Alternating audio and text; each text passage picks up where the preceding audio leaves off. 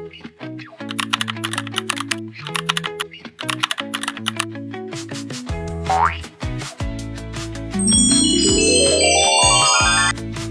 assalamualaikum warahmatullahi wabarakatuh. Halo teman-teman, saya Ika. Saya ingin mempresentasikan mata kuliah MPPP yang dibimbing oleh dosen kami, yaitu Miss Meta Kumala, yang berjudul Kultur Sekolah Menuju Budaya Mutu Melalui Pelayanan Prima.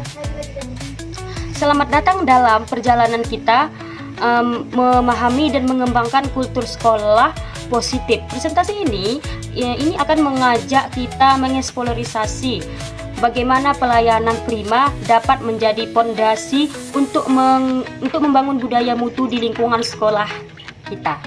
Yang pertama, apa itu kultur sekolah? Definisi kultur sekolah sebagai pola nilai kepercayaan dan tradisi yang membentuk identitas sekolah, menjelaskan komponen terlihat, artefak fisik, ritual, dan tidak terlihat, nilai asumsi dasar, serta pentingnya kultur positif bagi prestasi dan kesejahteraan di sekolah. Selanjutnya ada karakteristik kultur sekolah positif. Menjelaskan nilai bersama simbol, tradisi, komunikasi terbuka, dan kepemimpinan kolaborasi yang menciptakan rasa memiliki dan kebanggaan kepemimpinan.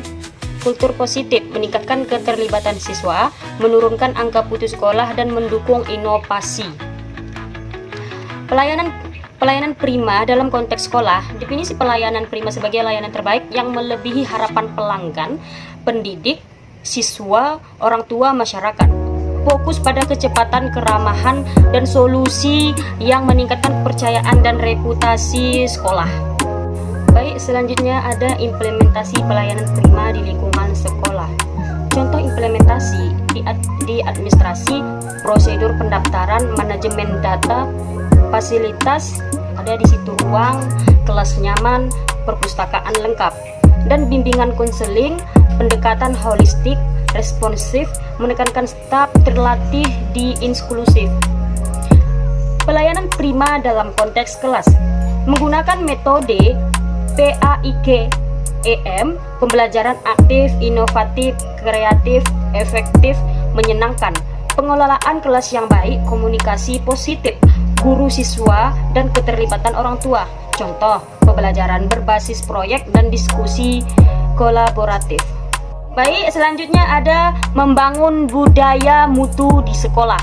Menjelaskan budaya mutu sebagai kesadaran dan komitmen kolektif untuk perbaikan berkelanjutan.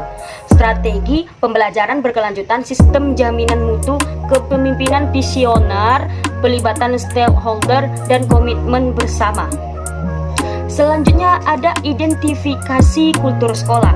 Metode identifikasi melalui interpretasi data, analisis dokumen, wawancara mendalam, dan observasi sistematis. Tujuan memahami nilai dan praktik yang ada serta kesenjangan dengan kultur yang diinginkan. Selanjutnya ada alat kultur sekolah. Penggunaan kuesioner seperti School Culture Survey atau SCS dan Organizational Culture Assessment Instrument OCAI untuk mengukur dimensi kultur.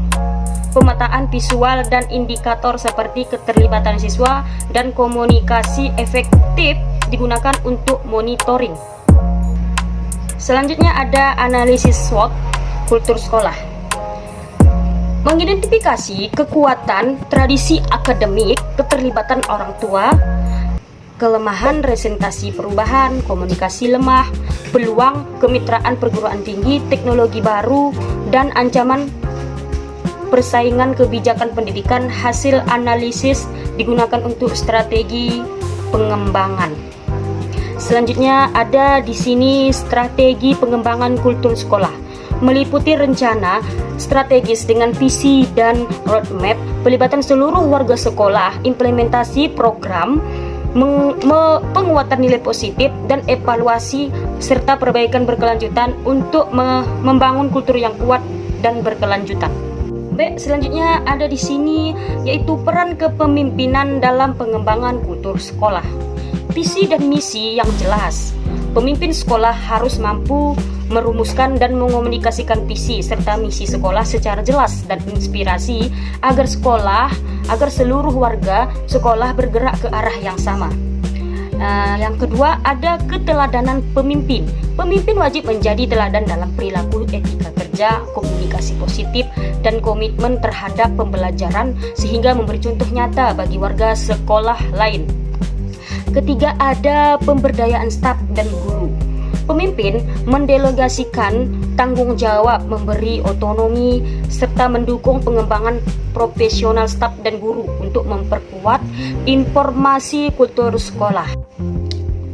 Selanjutnya ada pengembangan SDM untuk mendukung kultur sekolah positif. Ada dua bagian. Yang pertama ada program pelatihan berkelanjutan.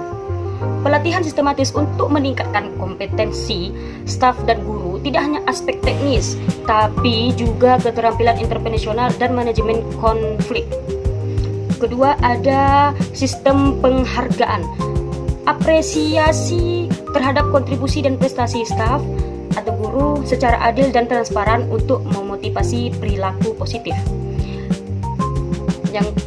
Ternyata ada tiga. Yang ketiga, lingkungan kerja kondusif, menciptakan suasana kerja yang mendukung produktivitas dan keseimbangan kerja kehidupan, termasuk desain ruang yang ergonomis dan kebijakan yang mendukung. Selanjutnya ada membangun kerjasama dan kolaborasi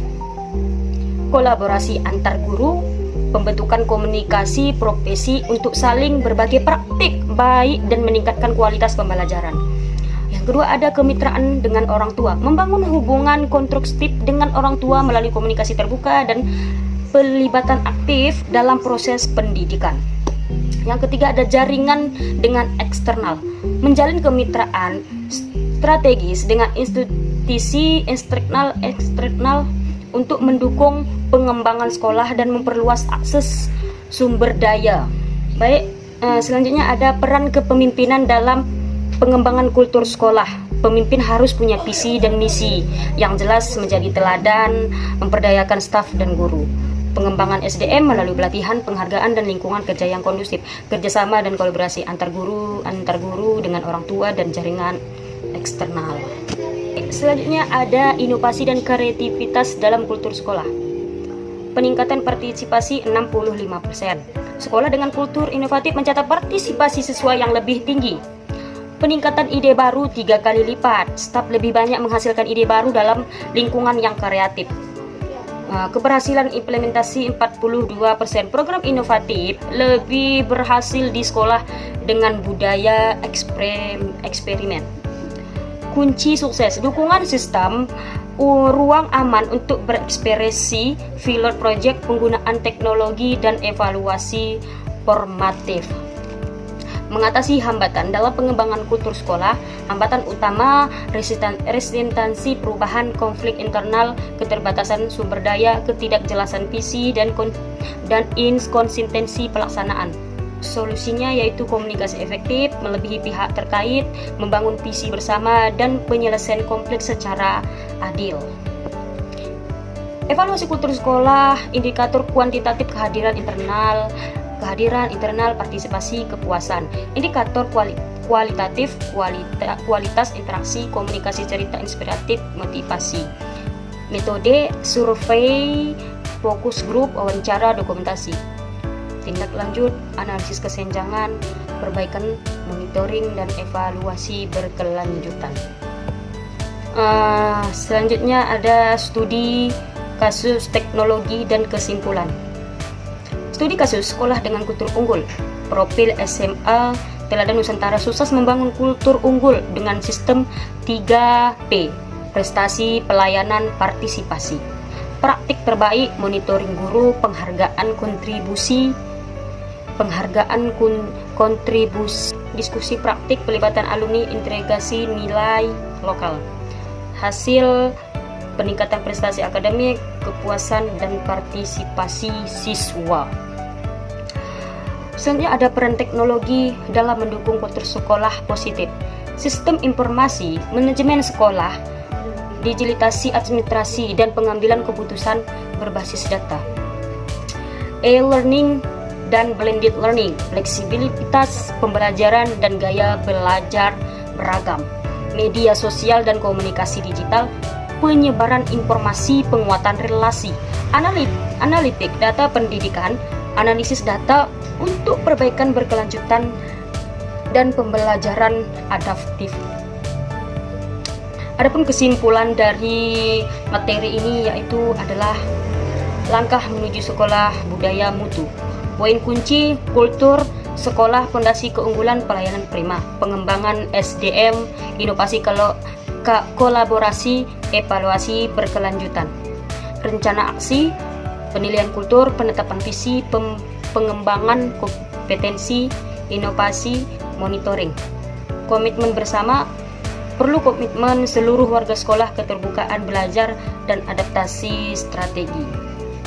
Jadi ini adalah kesimpulan dari langkah menuju sekolah berbudaya mutu. Intinya kalau kita ingin sekolah berbudaya mutu harus ada kerjasama sesama staf, yaitu guru, orang tua, murid, agar sekolah mencapai tujuan yang kita inginkan. Ini saja dari saya. Lebih dan kurang saya minta maaf. Assalamualaikum warahmatullahi wabarakatuh.